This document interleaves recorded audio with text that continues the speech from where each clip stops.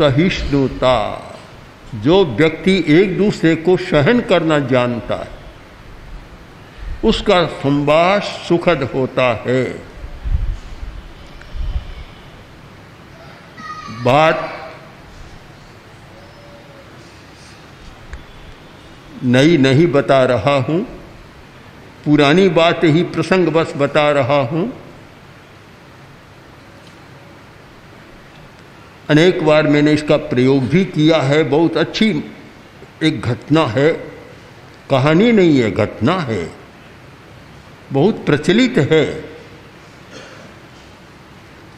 चीन के सम्राट को पता चला कि मेरा जो प्रधानमंत्री अब जो से वृद्ध हो गया, सेवानिवृत्त हो गया, उसका परिवार बहुत बड़ा है।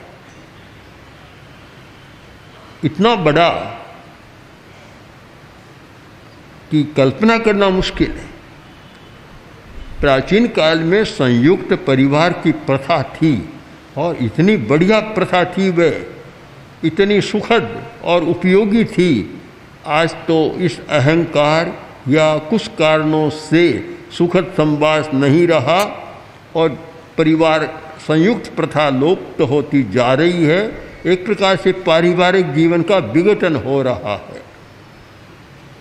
सम्राट ने सोचा कि उससे मिलना चाहिए। सम्राट स्वयं आए उसके घर पर। प्रधानमंत्री प्रसन्न हुए कि सम्राट मेरे आंगन में आए, बैठे। सम्राट ने देखा विशाल प्रांगण घर का। पूछा इतना बड़ा क्यों? कि महाराज सम्राट 1000 सदस्य हैं, यह प्रांगण है जहाँ एक साथ बैठकर सब भोजन करते। रसोई को देखा तो उतनी बड़ी रसोई, और बर्तनों को देखा तो इतने विशाल बर्तन भोजन पकाने के।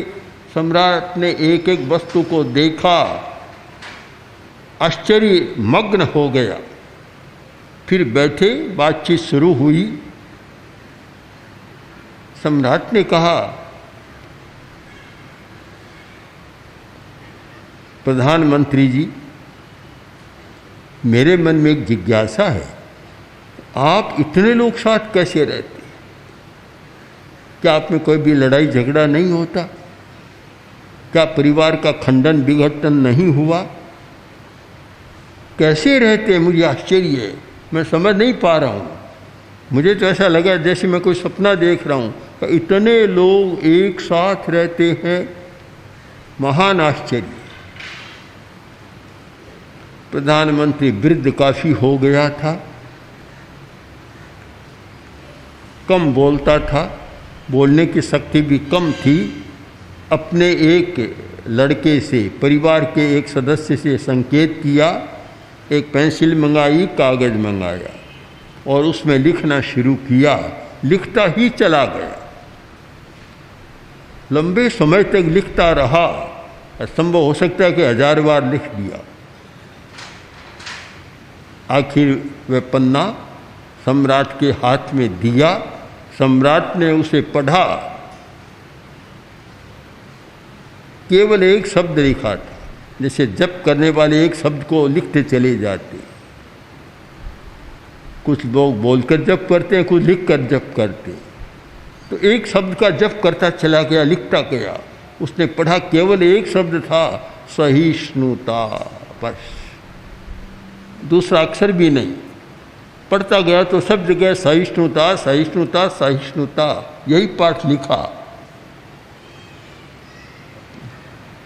तो फिर धीमे से बोला कि सम्राट, हमारे शांतिपूर्ण सह अस्तित्व का, शांतिपूर्ण सहवास का एक कारण है, वह है सहिष्णुता।